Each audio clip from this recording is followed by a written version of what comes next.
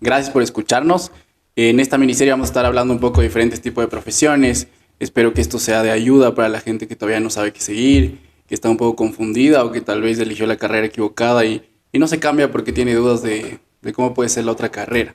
Creo que es muy diferente a veces lo que vemos en la universidad, lo que vemos en el colegio con la práctica. El ambiente, los jefes, las cosas buenas y malas, a la final son los que van a ser nuestro día a día.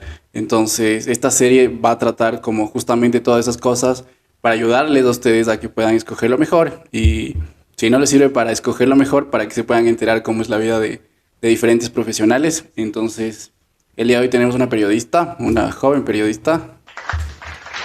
Aplausos. El día de hoy tenemos a Camila Montenegro.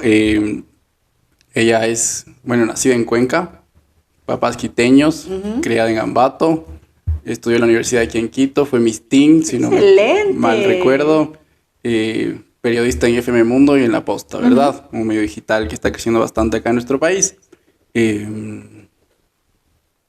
Si se me olvida algo más, No, dime. creo que dijiste completo, todo el CV. Sí, hice mi trabajo en... Muy bien. Chévere. Nada, bienvenida Cami, gracias por estar acá. No sé si quieres tú empezar dando un saludito o algo. Gracias, Pedro. Bueno, y a todas las personas que nos escuchan, para mí es súper importante tener este feeling con lo de la profesión, de qué se trata el periodismo, como tú dices, si estamos indecisos, qué hacer, cómo saltarme como pato al agua en el momento de ya lanzarte a la vida profesional. Es súper difícil, pero luego ya te vas soltando y pues ya estás ahí en el ruedo. Chévere. Entonces, bueno, empecemos. A ver, la primera pregunta. Chan, chan, chan. ¿Por qué estudiaste eso? ¿Por qué periodismo? Bueno, yo desde que era muy chiquitita sabía que quería ser periodista porque mi mamá, cuando yo era pequeña, siempre decía a mi familia como que todos hagan círculo porque mi hija va a bailar. Entonces yo me paraba en la mitad y bailaba y todo el mundo me aplaudía. Entonces ahí empecé a como que a perder la vergüenza. Luego, pasando los años, era todos reúnanse porque mi hija va a cantar. Entonces yo cantaba y todos de nuevo me volvían a aplaudir. Y así como a los 10 años mi mamá decía lo mismo, pero mi hija va a dar las noticias. Entonces todos se hacían circulito, yo daba las noticias que me inventaba y luego todos me aplaudían. Entonces desde ahí empecé ya a perder el miedo y cuando estaba en el colegio era para mí como que súper importante participar siempre en todo porque nunca tenía vergüenza de nada y que si había algo de oratoria yo estaba. Y como en el colegio odiaba las matemáticas y me encantaba leer y escribir, dije como que, bueno, creo que puede ser por ahí. Aunque también quería ser veterinaria y también quería ser azafata. Entonces luego dije, no, yo creo que periodismo es lo mío. Entonces cuando me gradué del colegio, sin duda alguna, sabía que quería estudiar periodismo y no me costó mucho tomar esa decisión. ¿Por qué crees que existen personas a las que sí les cuesta? Yo te doy un ejemplo, yo a los 18 no tenía idea de qué quería hacer. Yo estudié finanzas bueno, en esa época en realidad por mi situación económica tal vez, pero igual yo del colegio era contador, entonces era lo más fácil para mí. Y no es que era malo con los números, me ha ido súper bien con los números, me fue bien en las finanzas, pero yo siempre tengo esa pregunta, como que de hecho eso es algo que me motivó a hacer también esto. Hay mucha gente que no sabe. Yo creo que eso empieza desde que somos niños, ¿no? Tenemos que desde que somos muy pequeños encontrar el don y saber para qué somos buenos. Y que tu familia, que son las primeras personas cercanas que tú tienes, te lo hagan creer también. Que te digan, hijo, bueno, tú eres bueno para ser futbolista, aunque no te lo creas, o tú eres bueno cantando, Pero o tú eres bueno dibujando. ¿cómo eso no se puede ver malinterpretado de que tú, yo qué sé, la típica, tus papás son doctores, entonces mi hijo tienes que ser doctor? Que al final no necesariamente eres bueno para eso, sino que es una tradición, ¿me entiendes? O sea, no sé si hay una respuesta, pero como te digo, la gran pregunta es, y estoy de acuerdo contigo ahí, yo creo que al final en el fondo del corazón sabemos, pero yo sí creo que pasa la vida y nos calla en el corazón. Alguna vez escuché que cuando te preguntan en la escuela qué quieres ser, todo el mundo dice astronauta, y bueno, algunos bomberos o cosas así. Pero hay muchos niños que dicen cosas como que en teoría parecen no posibles cuando ya eres grande, pero de grande se te hacen imposibles porque estás como estructurado. Entonces, no sé cómo tú crees que alguien puede descubrir lo que quieres ser. Yo creo que la cosa principal es creerte, o sea, uno mismo tiene que creerse de lo que es capaz y de lo que para es. Bueno, a los niños obviamente nuestra influencia principal son nuestros papás o nuestra familia, nuestro entorno. Pero a medida que vas creciendo, que te vas educando, que te vas dando cuenta de las cosas, que tienes ya tus 5 sentidos bien puestos, pues ahí tú mismo tienes que creerte y decir, no, yo creo que por aquí voy, para esto es lo que me gusta, esto es lo que sueño, esto es lo que anhelo, y no irte por el camino fácil, ¿no? O por, de alguna manera, el impulso que te dé el resto de personas, amigos, ciertamente. Entonces creo que el punto principal es creerse a uno mismo para que es bueno. Ya, chévere. ¿En tu familia hay alguien que se dedique a eso? De periodistas, nadie. Nadie. ¿A qué se dedican? Mi mamá es ingeniera en administración de empresas, mi Ya. papá estudió marketing, mis abuelos, bueno, no tienen profesión, pero mi abuelo ha sido empresario, tengo una tía que es parvularia, pero por la rada Nadie del campo. cercano. Bueno, mi abuela, de parte paterna, ya era profesora, entonces cuando yo era niña, siempre yo decía, ay, qué lindo esas florcitas. Entonces, no se dicen florcitas, son las florecitas. Entonces ella todo el tiempo me estaba así como presionando y corrigiéndome cómo yo hablaba, qué decía, cómo escribía, porque ella era profesora de literatura. Entonces yo escribía algo y de muy niña, no, ahí falta una tilde, ahí falta una coma, sujeto, verbo, predicado. Entonces desde ahí ella me empezó a inculcar muchísimo. Y como yo pasaba en las tardes haciendo los deberes con ella, desde ahí empezó en ese momento. Ahí como que más o menos del impulso, pero así netamente alguien periodista o comunicador, nadie. No, ya, chévere. Qué chévere en todo caso que te apoyen, porque eso también es como que algo importante, el apoyo de tus papás. A mí, yo creo que algo que me sirvió a mí bastante, cuando yo era niño mis papás me sabían decir, no me importa la nota que saques, ya. Si te tienes que jalar el año, te jalas, pero quiero que aprendas. Entonces, creo que esas cosas sí cambian, ¿me entiendes? Creo que por eso como tal vez yo nunca me estresé con los estudios, hasta el colegio no me jalé nada, en la universidad sí me demoré 10 años en acabar la universidad, pero a la final creo que es importante como disfrutar lo que aprendes. No disfrutas todas las materias, porque también creo que hay muchas materias que no deberían durar tanto. Y tal vez periodismo es una de ellas. ¿Cuánto dura tu carrera? 4 años. No creo que debería durar tanto. Creo que hay muchas carreras que tienen rellenos. O sea, Sí, tal vez un abogado, un doctor. Totalmente, y de eso estoy de acuerdo. Y bueno, para a veces llenar esta malla curricular, existen estas materias de principio que no te sirven absolutamente para nada y que al final de la carrera ni siquiera te acuerdas que tomaste esa materia ni quién era tu profesor.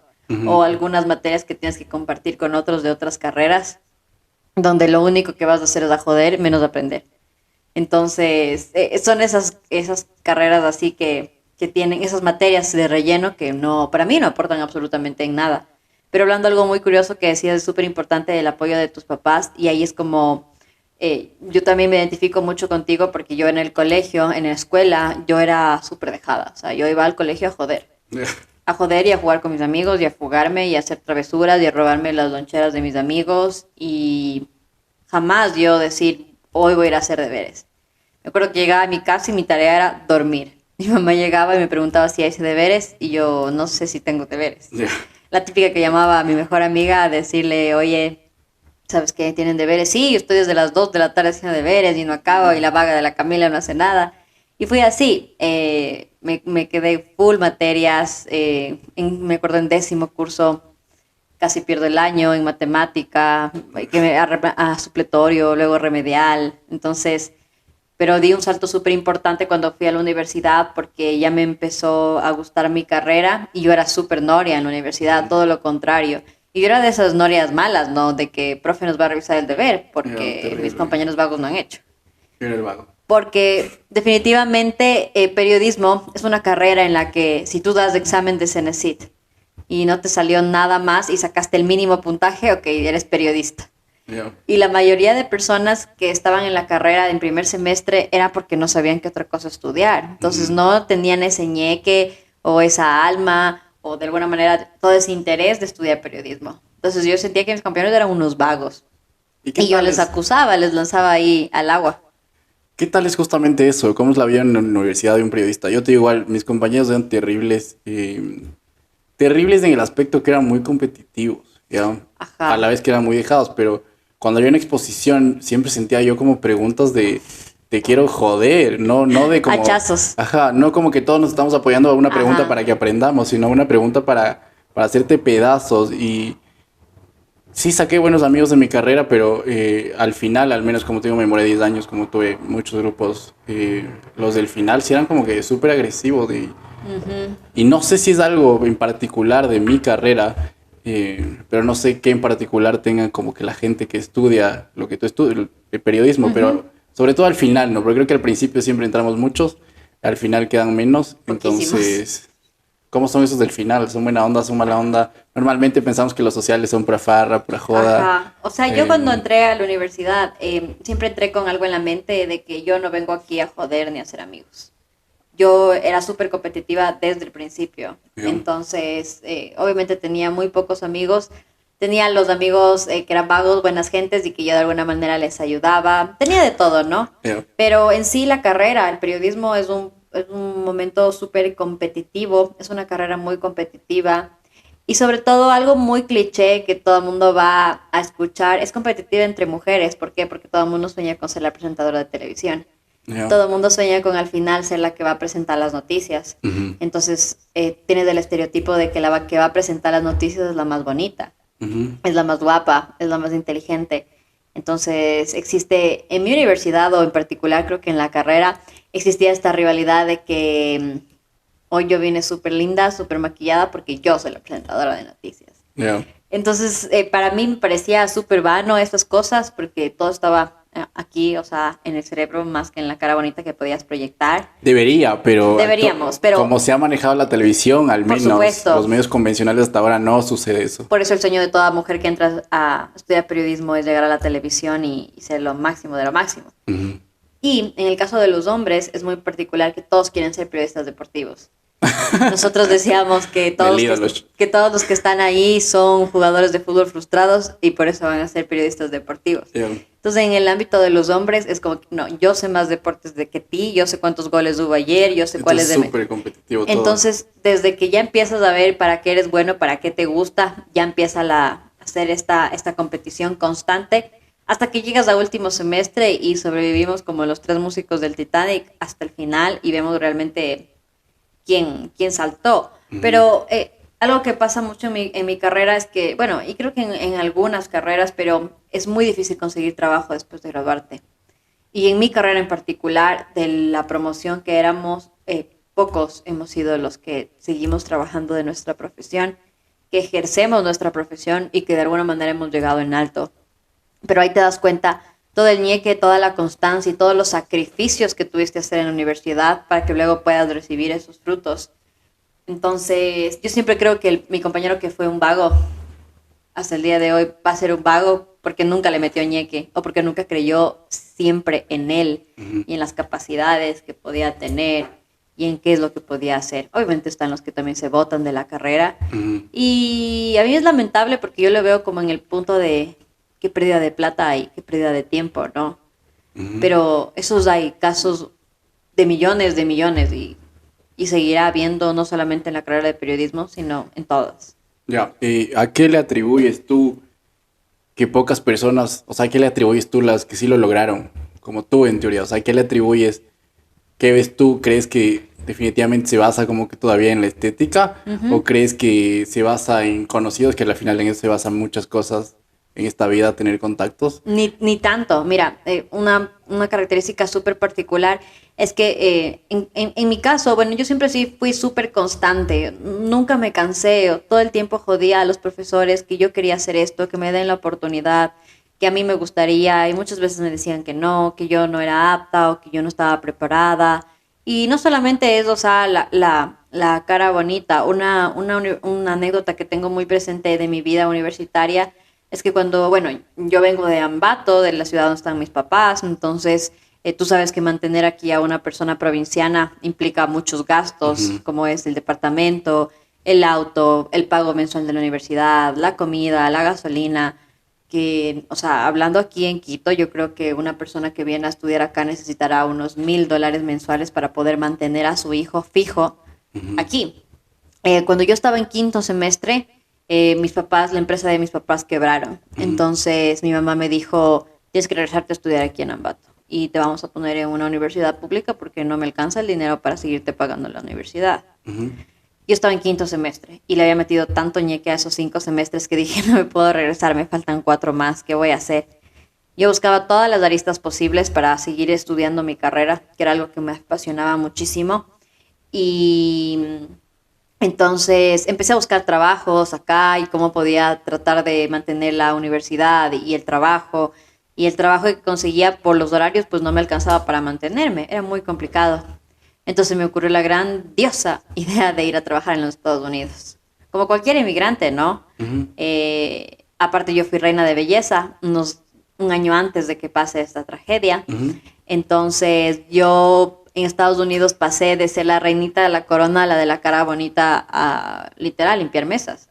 Yo trabajaba de mesera, tenía 3 lugares de trabajo, trabajaba desde las 7 de la mañana hasta las 12 de la noche y nunca, o sea, nunca pensé en que, bueno, yo estoy haciendo esto porque mi vida es una tontera, sino pensaba en recolectar todo el dinero posible para llegar al Ecuador y pagarme el resto de la carrera que me faltaba. Ujú. Y fue tal cual como hice, recolecté todo el dinero que necesitaba, llegué al Ecuador, me subí a ese avión y lo primero que hice fue ir a la universidad y decir, tenga, aquí está el dinero de toda la carrera que me falta. No. Y eso me hizo como, de alguna manera, valorar muchísimo el sacrificio que mis padres hacían por mí y saber que la universidad en la que yo estaba no era nada barato, que no todos tenían la misma oportunidad y que tenía que aprovechar cada centavo. Y por eso yo exigía más a mis profesores. Yo estoy pagando para que me enseñes, estoy pagando para aprender. Yo vine acá a aprender, no a hacer amigos, no a farrear, no a joder. Entonces, luego de eso, como te digo, la constancia todo el tiempo. Yo entré a la posta no tanto por contactos. En séptimo semestre nosotros ya teníamos que tener un canal de televisión y teníamos que hacer nuestros propios programas. Me acuerdo que yo tenía a mi profesor que yo le decía, yo quiero tener mi propio programa de entrevistas. Ya. Y él no puedes porque ese programa ya es de alguien más y yo quiero tener ese programa. Dame la oportunidad. Ok, te voy a dar la oportunidad. Y no le fallé, me conseguí un buen equipo de trabajo y empezamos a trabajar en esas entrevistas, ¿no?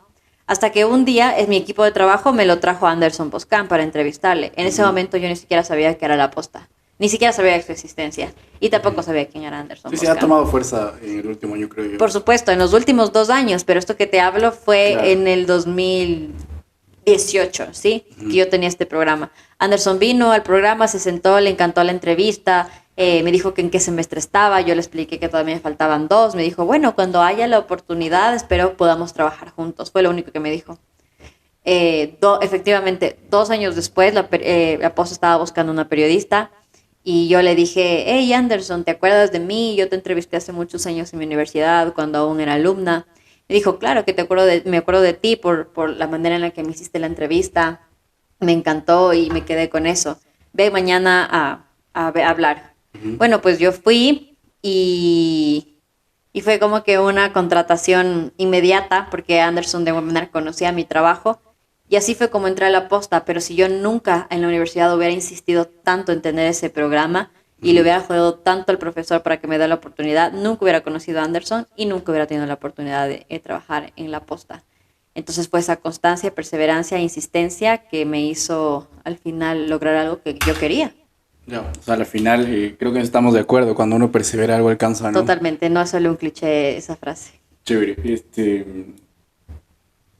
Otra pregunta, ya metiéndonos un poco en el tema del periodismo. Bueno, primero empezamos con algo normal, ya que ¿cómo es un día normal del trabajo de un periodista? ¿Cómo es un día normal? ¿Cómo es un día bueno? ¿Y cómo es un día malo? Bueno, un día normal, que es nuestro cotidiano vivir. En las aulas nos enseñan que el periodista tiene que estar bien informado y eso nos hace pensar de que todo el tiempo tiene que estar leyendo el periódico y saber qué pasa en el ejecutivo, en la asamblea y en la política y en lo económico y en lo social. Y a uno a veces le aturde la cabeza eso y dice, no, ¿cómo voy a estar yo pendiente de todo?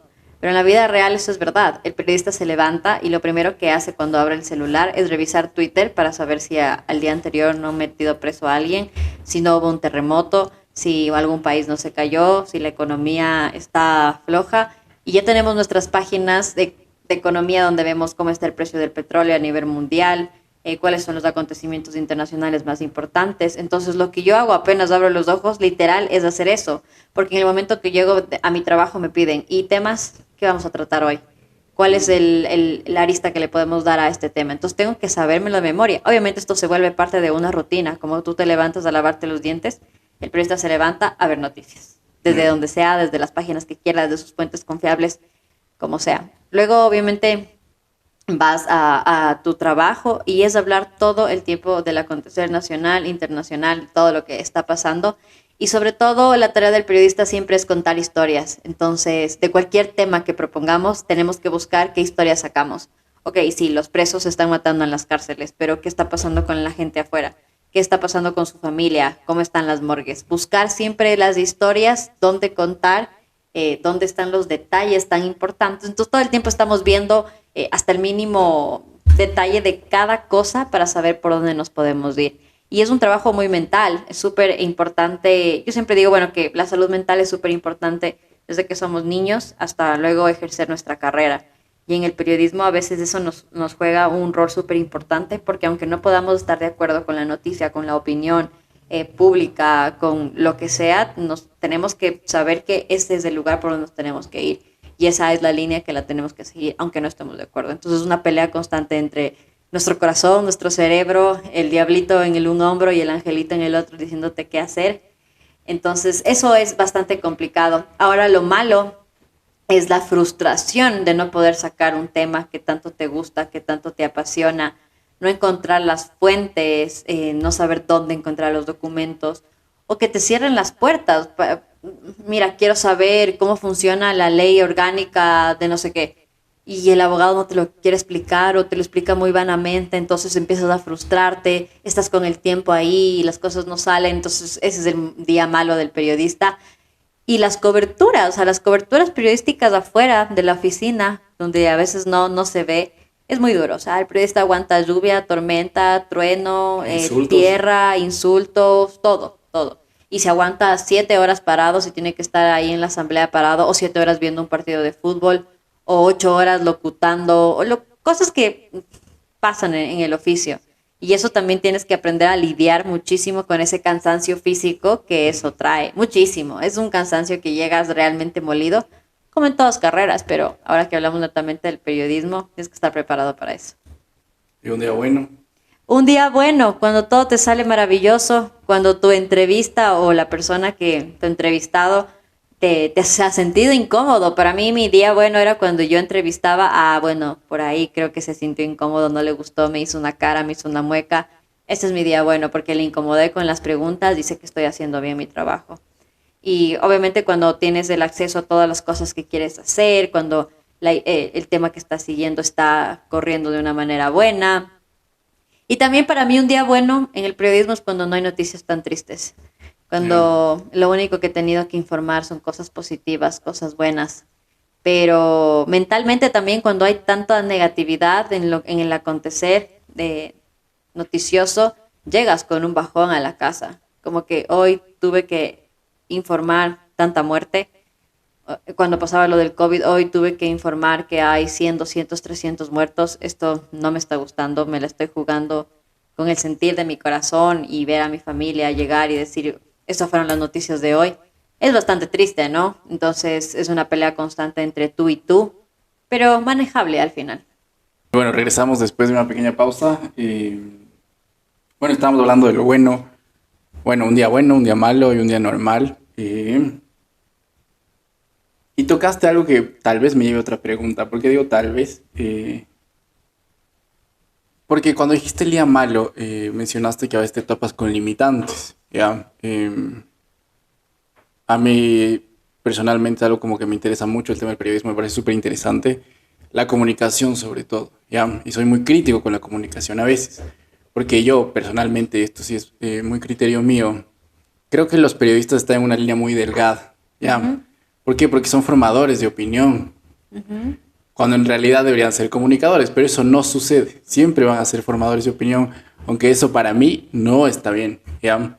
Pero no podemos quitarle eso porque sería deshumanizar la noticia. Si yo simplemente me paro y no transmito lo que pienso, podría quedar muy frío, ¿ya? Uh-huh. Para mí sí hay un problema de llevar a la gente hacia algún punto, ¿ya? También informar, y obviamente también depende de la persona. Hay personas que se van a creer todo lo que les dicen y otras no. Pero volviendo al punto, ¿por qué me refería a esto? Porque no sé si todo el mundo, pero creo que muchos conocemos que en todos los medios de comunicación hay una línea editorial. ¿Ya?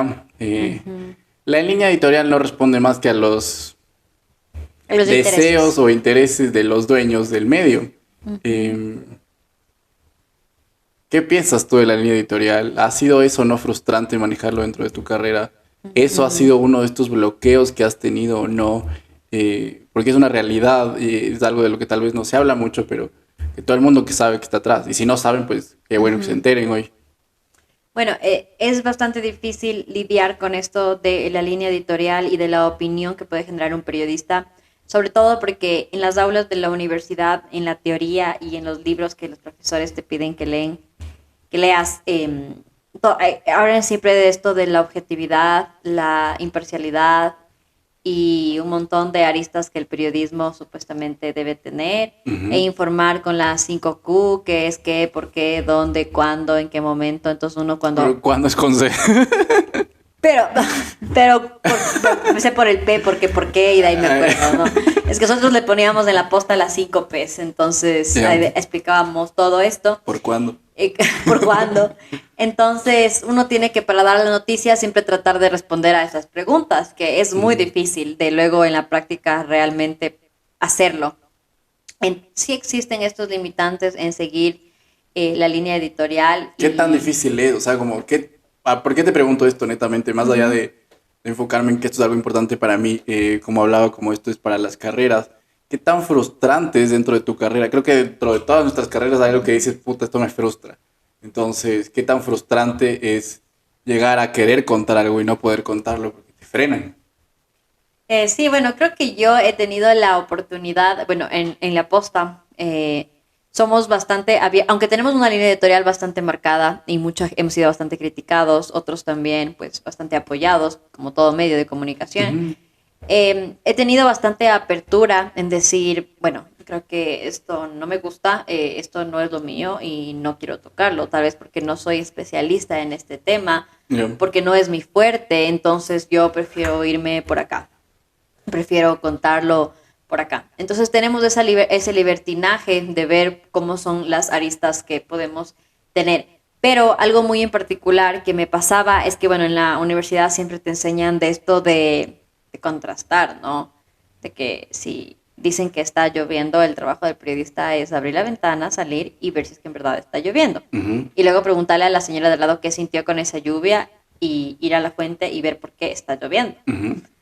Bueno, eso es bastante difícil por la cantidad de tiempo que a veces tienes para presentar una noticia. Entonces, el no contrastar ha sido para mí uno de los limitantes que he tenido. Creo que hay una entrevista que te pasa eso con una abogada. Ajá, exactamente. Entonces tengo un documento que mostrar aquí y decir, bueno, sí, esto es lo que yo tengo, pero no he contrastado con la persona que está siendo afectada o con otra fuente, porque no tengo el tiempo para hacerlo y tengo que sacar ese reportaje con la versión A que tengo, pero me falta la versión B. Ujú. Entonces, eso me ha pasado muchísimo Ya. en todo este tiempo y como que le he hecho falta a esa clave del periodismo que es muy importante, el contrastar, el comparar, el ver si la persona que está involucrada es verdad. Y creo que el periodismo en general ha cometido un grave error en hacer eso. Por ejemplo, yo era muy crítica últimamente con la situación de Afganistán, Ya. porque todos los medios de comunicación lo ponían precisamente como, ah, sí, los talibanes son lo peor que existen y vienen otra vez a poner acá Ujú. y las mujeres van a estar, total, y se basaba mucho en la historia, ¿no? En la historia de lo que habían sido los talibanes y demás. Pero yo siempre decía, hace falta un medio de comunicación, una persona, un periodista, que vaya y le pregunte al talibán qué es lo que realmente buscan. ¿Qué es lo que realmente buscan después de tantos años? Me imagino que lo que buscan no es lo mismo que buscaban antes, ¿no? Y las complicaciones que tienen ahora no deben ser las mismas de antes. Y veía que ningún medio de comunicación lo hacía, que todo el mundo apuntaba a lo malo que ellos pueden ser y ni siquiera le preguntaban qué es lo que buscas o qué quieres a cambio, por qué estás haciendo esto. Eh, ¿cómo te gustaría que se manejaría esta situación? O sea, para tener la voz de ellos. Y obviamente a ellos lo que les tocaba hacer es coger, bloquear vías y decir, esto quiero decir, porque ningún medio le daba apertura. Y yo también soy muy crítica, ahora llegando acá a lo nacional, lo que pasó en el paro de octubre. Todos los medios de comunicación estaban ligados así, ok, esto es lo que dice el gobierno, esto es lo que dice María Paula Romo, esto es lo que está pasando en Quito. Línea editorial. Línea editorial. Y yo quería saber por qué nadie le pone un micrófono a Leonidas Diza. ¿Por qué nadie le pregunta, oye, ¿por qué vienes a Quito a destruir? O que me diga cuáles son tus soluciones. Entonces, lo que hicieron ellos fue cerrar el coliseo donde estaban los periodistas y obligarlos a los medios de comunicación a transmitir. Y esto me parece que es una respuesta a lo que efectivamente hemos estado haciendo mal. Es muy Tampoco difícil. está bien, ¿no? Tampoco está bien el accionar de ellos. Por supuesto, no lo justifico. Pero nos hace falta a nosotros como medio de comunicación, como periodistas, o sea, extender un poco más la mano, extender el micrófono para todos y decirles, ok, aquí está A, aquí está B, aquí está C, aquí está Pepito, fulanito, fulanito. Entonces vamos a ver por dónde es que va la versión, cuál de todas es la más certera. ¿Por qué? Por seguir esa línea editorial y no dar voz a los que nosotros creemos que no necesitan tener voz y los periodistas creernos dueños de la verdad. Estoy muy de acuerdo contigo y creo que viviendo en un mundo digital como vivimos ahora, creo que justamente es la labor de cualquier periodista, ¿no? Intentar como sacar en redes otras verdades, porque yo creo que hasta los medios digitales actuales ya son como un convencional. Yo soy seguidor de La Posta, por poner un nombre, desde hace mucho antes, porque me gustaba mucho su estilo y me gusta todavía mucho su estilo, pero es lo que yo te digo, a mí me cuesta que sean generadores de opinión y que no se contraste, como tú dices, no se busque, y tal vez la presión de ser un medio digital también, porque necesito la noticia ya, porque si no ya no es noticia, y es el problema de vivir en un mundo tan acelerado y tan rápido, pero sin embargo yo creo que es una tarea que tenemos todos, Totalmente. de generar espacios, porque no necesitas nada más que una computadora, internet y un tuitear. celular. Sí, y nada más. O sea, si quieres hacer un programa, ahí está YouTube, grábate y da tu noticia. Si quieres contar tu verdad, cuéntala. Y tal vez si lo haces bien y si insistes, si perseveras, vas a poder hacerlo, ¿me entiendes? Este podcast, por ejemplo, espero que nunca, bueno, no pienso aceptar nunca que nadie lo auspicie, justamente porque no quiero deberle nada a nadie. No quiero que nadie me diga, tal vez preguntas estas cosas porque este man te contrato. No, ¿me entiendes? Y tal vez, obviamente entiendo que los medios de comunicación necesitan pagar sus cuentas, pero ahí es donde la cosa se complica. Totalmente, totalmente. Es así, tal cual como tú lo dices. Entonces, si son periodistas, háganse un canal de YouTube y háganse famosos. No, mentira, no, es una tarea para todos, creo, como aportar lo que podamos, sobre todo ahora en un mundo tan fácil de llegar a todos lados. Para los que no saben como que qué es la línea editorial y están escuchando esto, les voy a dar un par de ejemplos súper cortitos. Línea editorial, por ejemplo, es lo que hizo Teleamazonas cuando no informaron sobre las vacunaciones VIP, porque su dueño era uno de los vacunados. Línea editorial es a veces como el comercio dice mujer encontrada muerta y no dicen como que su pareja la asesinó. Entonces, línea editorial es cómo dices una misma noticia o cómo no la dices porque no le conviene a los intereses de quien sea, que eso es algo que debería cambiar definitivamente. Para volver un poco al tema de cómo es el ambiente de un periodista, quería preguntar también cómo son los jefes. ¿Por qué te pregunto esto? Te doy el ejemplo de los chefs. ¿Ya? Normalmente los jefes de cocina son histéricos, siempre se están gritando, lanzando cosas. Es terrible estar dentro de una cocina, sobre todo de chefs profesionales. Entonces, ¿cómo son los jefes en el periodismo? ¿También son así? ¿O crees que depende mucho de cada persona? Porque yo te digo esto de la cocina porque es algo muy generalizado. No sé si eso también sucede en el periodismo. Yo creo que para toda carrera es súper importante, más que tener un jefe, tener un líder. Y se diferencia tanto en ese sentido. El jefe es el que siempre te va a dar órdenes y te va a decir que lo que estás haciendo bien está mal o está bien. Y no, o sea, yo quiero un líder que me acompañe, que me enseñe, que me critique constructivamente y que me apoye. Y bueno, en el periodismo creo que vas a encontrar jefes de todo. O sea, yo cuando hacía mis pasantías encontraba jefes que son, de alguna manera, el jefe es el dueño del medio de comunicación y no tiene ni idea de lo que cada persona hace. Simplemente va, se sienta en un escritorio y o sea, ni le van ni le vienen las cosas que pasan en su propia empresa. Hay otros jefes que creemos que los medios de comunicación son su capricho económico, como que, sueño con tener una radio, o sueño con tener un periódico. Como que, entonces, como necesito invertir en algo mi plata, pues me voy a poner eso. Y existen de esos varios, aquí en Ecuador, en todo el mundo. Sin embargo, desde mi propia experiencia personal, he tenido muy buenos líderes que me han acompañado, que me han enseñado y que en el momento de presión, así como tú mencionabas mencionabas de la cocina, que sí, que tienes que hacer esto pronto, rápido, que te quemas, que lo que sea, en el periodismo es igual. Por ejemplo, en las elecciones presidenciales, para nosotros es jugarnos una maratón, o sea, tener una transmisión perfecta de las elecciones presidenciales, tener pronto los resultados, tener los invitados, los especialistas, la gente que pueda analizar qué es lo que está pasando, qué es lo que nos espera, etcétera, etcétera, es muy importante. Entonces, realmente nos estamos jugando a las Olimpiadas al tener unas elecciones y hay momentos de presión muy fuertes en los que la información tiene que salir pronto, sin errores, que la entrevista debe ser pulcra para que la gente nos pueda entender. Entonces, obviamente hay estos arrebatos, estos gritos, como sea, pero a la final sabemos que es un constante aprendizaje. Como te digo, he tenido buenos, malos, pero en estos últimos tiempos creo que he tenido grandes líderes que me han enseñado un montón y por el camino inmenso que me falta por recorrer y por conocer jefes de todo tipo. O sea, ¿crees que sí hay gritos, pero sin rencores? Por supuesto. Es que yo creo que en el periodismo uno no tiene que resentirse, ¿sabes? Pero depende de muchas cosas, creo yo, ¿o no? ¿O crees que todo, como es solo la atención del...? Exacto, yo creo que también mucha gente es bien susceptible y a mí me pasaba eso en la universidad, porque yo tenía un profesor, recuerdo, que era muy crudo en el sentido de decirme a mí, Camila, saliste hecho mierda en el noticiero de hoy. Y no hecho mierda porque estás cansada o porque saliste fea o no te rizaste la pestaña. Saliste hecho mierda porque hablaste tonteras, hablaste huevadas. ¿Qué te pasa? O sea, ¿no piensas antes de hablar o no estás informada o qué te pasa? Y yo le decía, sí, ¿sabes qué? Hoy no abrí Twitter y no sabía nada de la noticia. Entonces tenía dos opciones, ponerme a llorar tras un chilco y enojarme o resentirme por lo que el profesor me dijo, o el día siguiente volver recargada. Yo tenía muchas compañeras y muchos compañeros que se ponían a llorar tras un chilco. Entonces el periodismo es así, porque es súper frontal, es súper frontal en ese sentido de la cagaste o la estás haciendo súper mal.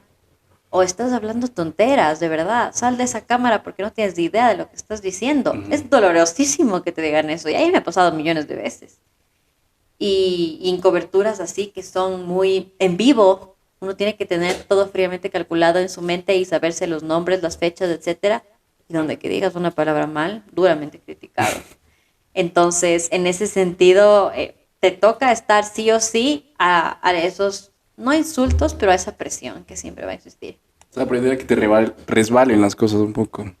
Más que resbales, creo que las tomas, las procesas. Pero es que hay cosas como, por ejemplo, te puede ir un error, dijiste algo mal, como este man que dijo sí, fue? Mi compañero Harrison Ford. Harrison Ford es. Porque estaba pensando en Harrison Salcedo que se chocó en la Ford. Entonces... y te acaban en las redes sociales. Ese es el problema de las redes sociales. Entonces, en ese lado sí creo que hay que aprender que te resbalan las cosas. Pero bueno, creo que para ser periodista sí es importante no tener vergüenza. Exactamente. Y eso lo aprendes desde chiquito. A reírte de ti. A reírte de ti. Casi ya para cerrar, ¿alguna anécdota? Uy, varias. ¿De qué más? ¿De qué te gustaría saber? Tengo anécdotas de... la más chistosa primero. De todo. La más chistosa de alguna cobertura o de alguna... Creo que, ¿sabes qué? Yo creo que una de las más chistosas es una entrevista que tuve, que seguramente fue la misma de la que hablabas. Sí. O sea, de verdad, porque obviamente cuando yo trabajaba en... ¿Te pareció chistoso en el momento, pero? Sí, me pareció chistoso. Me pareció chistoso porque yo tenía que reírme de mí mismo. Y estaba en un momento de tanto nervio que decía, me voy a matar me estoy cagando de la risa de los nervios que tengo. ¿Por qué? Porque obviamente yo siempre en la universidad seguí entrevistas y hacía entrevistas sociales y una conversación como la que tú estamos teniendo totalmente. Y la primera vez que yo entré a Café La Posta, mi primera entrevistada fue la abogada Daniel Salcedo. Entonces, yo tenía que haberme leído el caso al revés y al derecho. Y yo lo hice, la verdad que yo lo hice. Pero yo no soy abogada, entonces hay temas jurídicos que yo no los manejo y que con el tiempo lo vas aprendiendo. Así como hay términos médicos, términos científicos y cosas así que el periodista a la larga tiene que aprender a ser todólogo, porque si no, queda como puerco. Exacto. O sea, literalmente, no hay otra manera de decirlo. Entonces yo recuerdo que ese día todo estaba muy bien calculado, porque yo era obviamente la mano derecha de Anderson y él era el que manejaba el programa. Y ese día a Anderson se le ocurre decir a las 7 de la mañana que no va a ir al programa. Entonces, yo era la primera semana que me estrenaba en Café La Posta. Ella era como mi tercera invitada. Y dije, ok, creo que voy a tener que hacerlo sola esto. Entonces, nada. Incluso ella sabía que yo era una periodista joven, sabía que yo estaba comenzando y ella se aprovechó de eso. Se aprovechó mucho de eso porque cada pregunta que yo le decía o cada cosa que yo hacía, ella me atacaba con decirme que soy una periodista junior que no tiene idea de dónde está parada y que por favor me prenda la tele y le vea a la Tania Tinoco cómo le pregunta las cosas. Entonces yo decía como que, ok, pero yo no me estoy metiendo si usted hace bien o mal su profesión de abogada. Yo le estoy preguntando las cosas sobre el caso. Entonces ella empezó a atacarme tanto y a querer basurearme y arrastrarme y a tratarme de trapeador que yo en un momento perdí el control de la entrevista porque era mi primera vez y veo que alguien me ataca de esa manera que yo de verdad quedé como puerca. Y, sí, creo que dio un ejemplo de, digamos, que usted no sabe lavar o no sabe cocinar. Ajá, digamos que usted no sabe lavar, que no buscaba darme esa presión mediática. Y yo en mi mente era, señor, ¿qué está hablando? O sea, yo le estoy preguntando una cosa y usted no hace otra cosa nada más que atacarme. ¿Crees que si hubiese estado presente al lado tuyo hubiese sido un poco más tensionante la cosa? Yo creo que no, porque yo tengo un carácter bastante fuerte y como te digo, no tengo vergüenza. Entonces, de alguna manera decía como que, a ver, señora, pongamos las cosas en orden y de qué estamos hablando. Pero al tenerle ahí en línea, aparte estaba súper enojada porque no habíamos comenzado puntual, entonces había ido súper brava.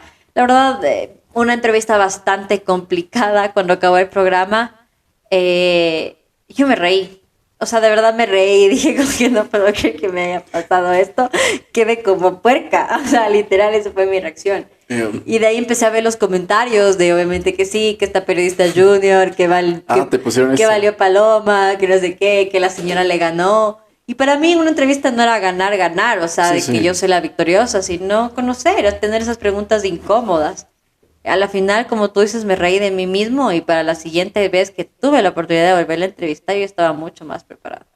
Y era como que, a ver, señora, yo soy la periodista, usted es mi invitada, yo pregunto y yo tengo el control de este programa porque es mío. Entonces, que usted se va a portar alterada conmigo, puede irse. Y ahí ya, obviamente, ella dio un paso al costado y fue como que, ok, entendí. Pero yo ya estaba mucho más armada. Chévere. Sí, para los que no saben, esta entrevista la pueden buscar como Café La Posta, algo de Daniel Salcedo. Y ahí van a ver lo tensionante y las cosas que se dijeron. Esto es lo más chistoso, una experiencia fea. Una anécdota fea. Ya, una anécdota así ¿Te han también. amenazado alguna vez? Sí. Esto creo que es algo también súper difícil del periodismo. Sí, 2 veces. Bueno, a ver, primero te voy a contar esta anécdota como, no sé, normal. Cuando yo entré a Café La Posta, yo tenía un estilo de entrevista muy confrontativo. O sea, mi compañero tenía para hacer un diálogo, para conversar, y yo de una iba con las preguntas de, oye, ¿por qué vos no pagas impuestos hace 5 años? Y el man como que, ¿de qué me estás hablando? Entonces yo tenía este estilo muy confrontativo porque me empezó a gustar. Después de que ella me confrontó y me trató como puerco, yo dije, no, yo también voy a ser así. Y mis próximos invitados se fregaron. Entonces empecé a tomar ese estilo en la primera ronda presidencial. En la primera vuelta presidencial tuvimos la oportunidad de entrevistar a todos los candidatos. Y como yo estaba encargada de un segmento en particular que se llamaba el circo electoral, yo tenía que sacar los trapos sucios de cada candidato. Entonces empecé a buscar si ellos tenían juicio de alimentos, si no pagaban impuestos, cómo iban con el SRI, qué cosas tenían, etcétera, etcétera. Y también me alineé mucho a las molestias de a las cosas que la gente de las redes sociales quería saber. Entonces, en el caso de Lucio Gutiérrez, ponte, yo le pregunté que por qué no había pagado impuestos de hace 5 años. Y la última vez que había pagado impuestos había sido de $3, según el impuesto del SRI.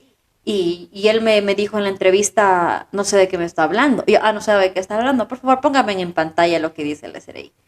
Entonces ahí se quedó como que, no sé, tal vez, que Lucio es bonachón, tal vez ¿no? nos hemos pasado, se me ha pasado por alto, cosas así, ¿no? De ahí tuvimos también un medio enfrentamiento con Javier Herbas, porque en la segunda vuelta electoral, porque yo le pregunté, oiga, pero usted no hizo otra cosa que quitarle votos a Guillermo Lasso, porque eso era lo que la gente decía. Entonces yo nada más le confronté esa pregunta.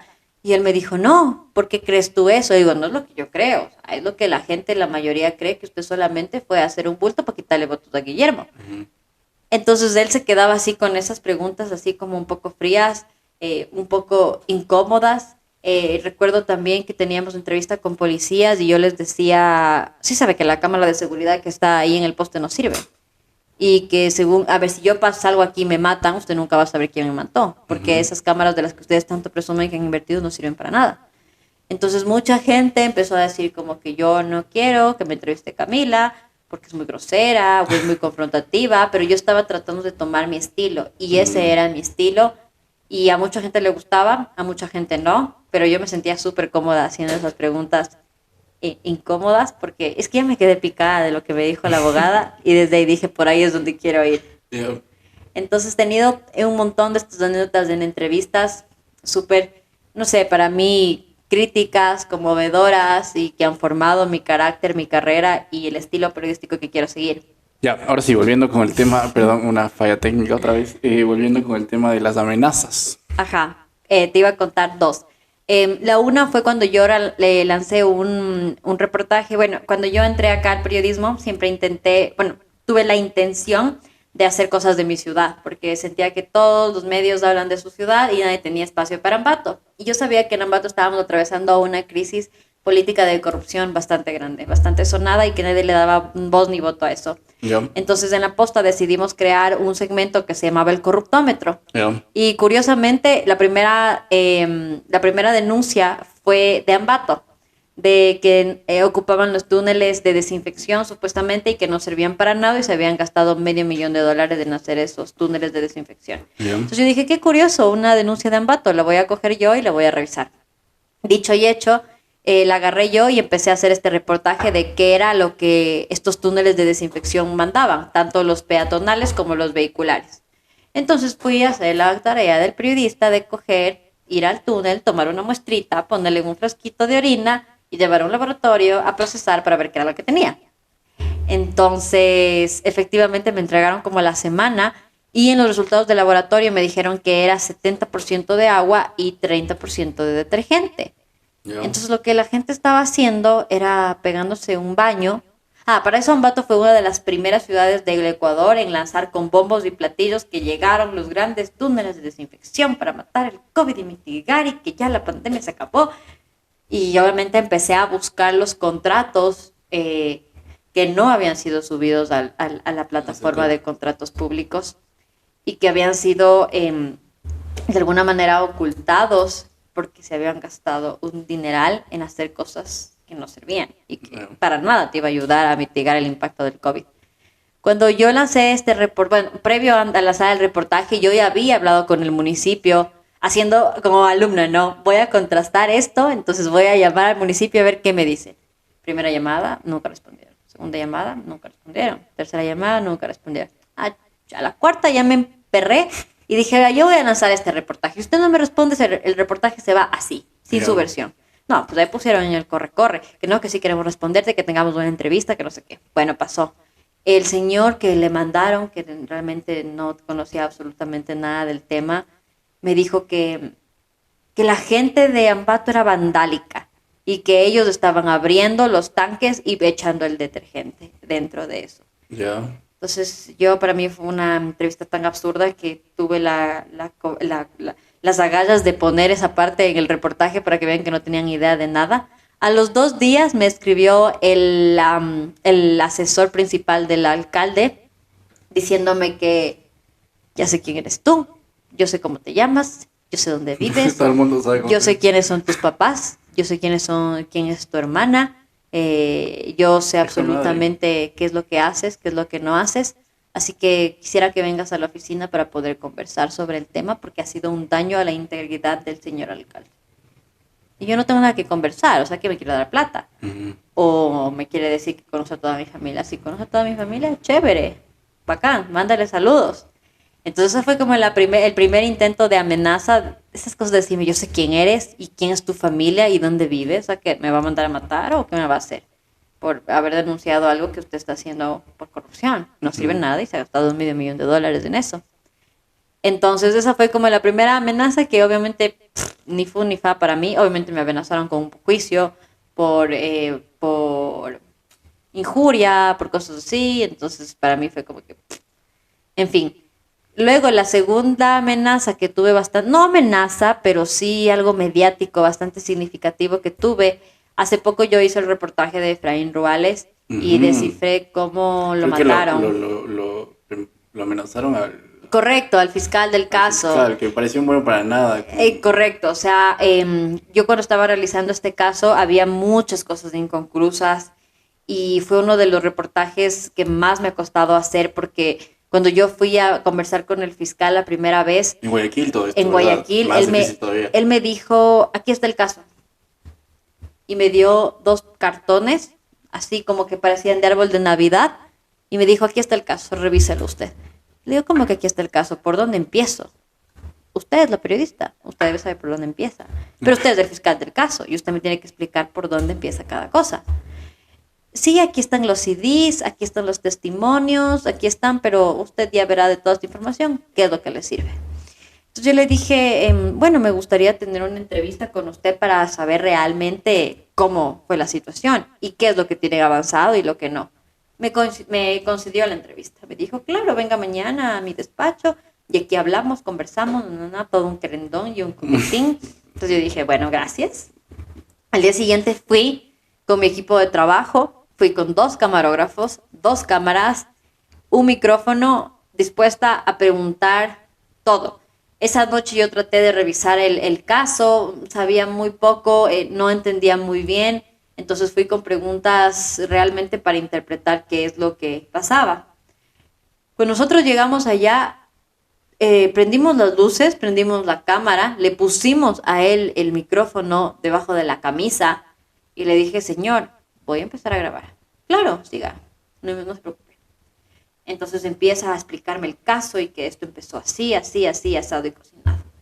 Cuando yo le pregunto si él sabe quién mató a Efraín Ruales, él me dice sin miedo alguno, sí, lo mató Daniel Salcedo. Entonces yo le dije, ¿y usted qué prueba tiene para decirme eso? Las pruebas son suficientes. Él ha venido a comparecer acá a la fiscalía varias veces. Y le digo, ¿y usted cree que es una prueba suficiente? No, que tenemos informes periciales de la policía, que no sé qué. ¿Dónde están estos informes? Si está en el expediente, indíqueme. Entonces, él tenía una manera de este caso de tratarlo muy por encima. Quería tener un show, él quería ser parte de los medios de comunicación y Ujú. quería decir, hey, aquí estoy, yo soy el fiscal del caso de Efraín Ruales, al decir cosas tan fuertes sin pruebas significativas. O sea, él lanzó el nombre de Daniel Salcedo porque sí, él no tenía nada que pruebe eso. Porque es lo que se dice, Porque es lo básicamente. que se dice, pero tú eres el fiscal del Sí, sí, caso, tú sí. estás investigando.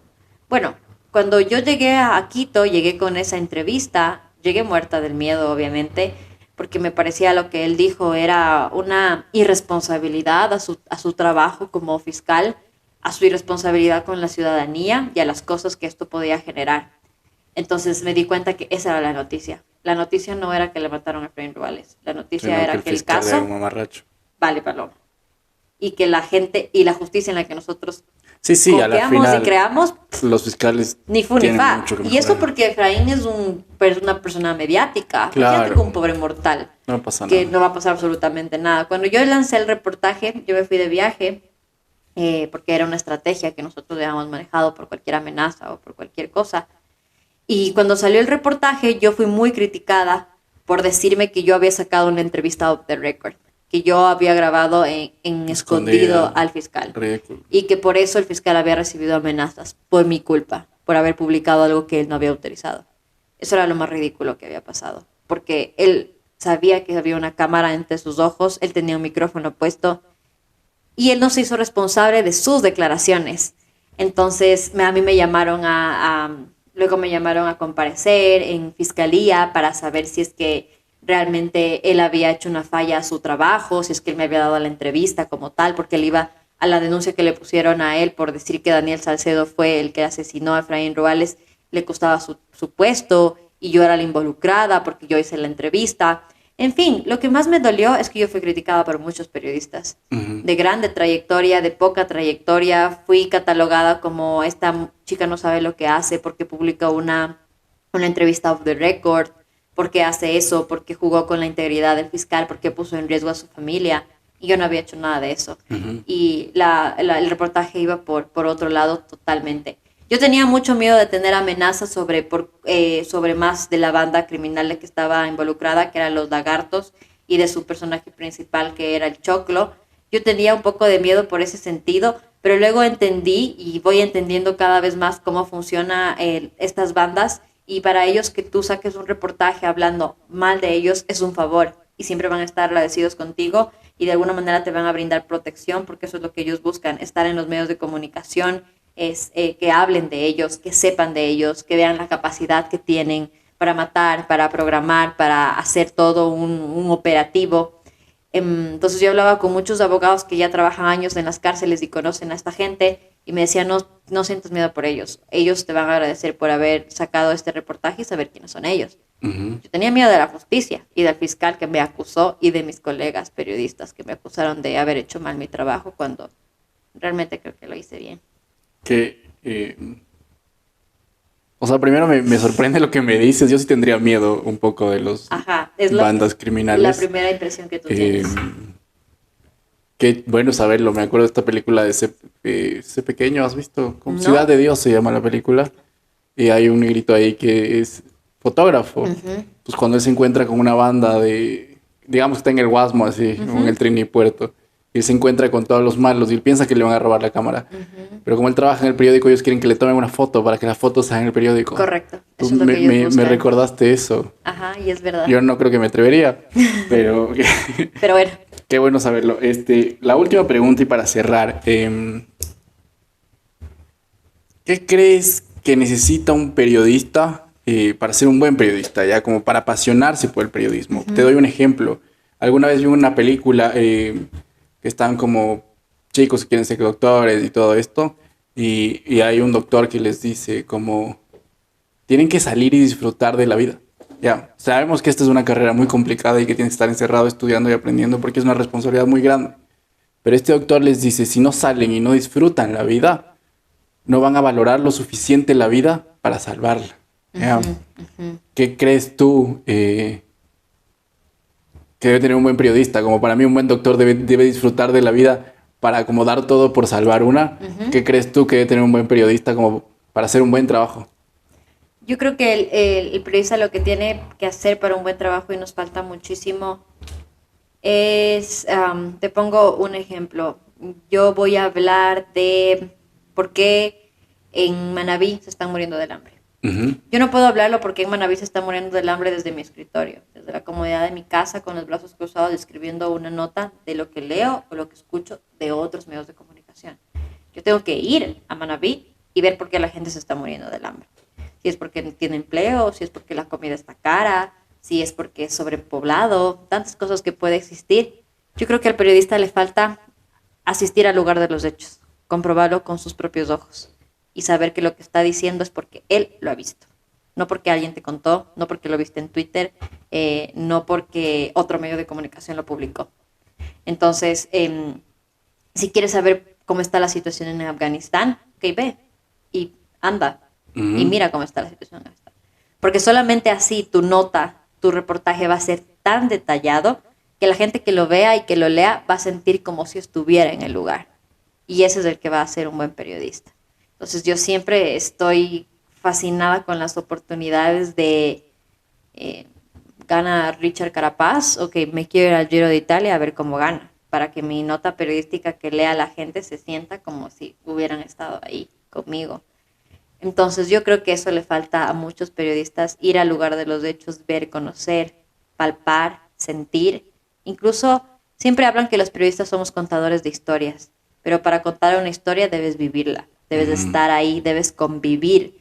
Hay un caso de un periodista que él quería documentar cómo los presos que son homosexuales viven en las cárceles.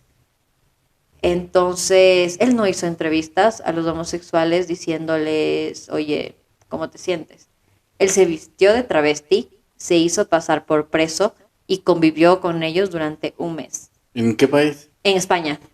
No, el periodista es español y él convivió en una cárcel de El Salvador. ¿Cómo se llama? Me parece... Te voy a mandar el reportaje porque de verdad me he olvidado el nombre, pero es una historia que me impacta tanto porque él se hace amigos de estos travestis, empieza a preguntarles cómo es su vida sexual dentro de la cárcel y vive la realidad, vive como uno de ellos y solo así pudo escribir una de las mejores crónicas que incluso ganó un Pulitzer, porque se metió en el papel de lo que él quería contar en esa historia. Entonces yo creo que eso es lo que nos hace falta a los periodistas.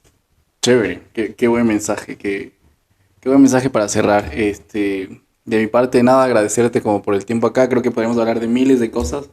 Esperemos algún día poder repetir la oportunidad con más experiencia también, viendo qué te trae la vida, qué nuevas oportunidades dentro y fuera del país.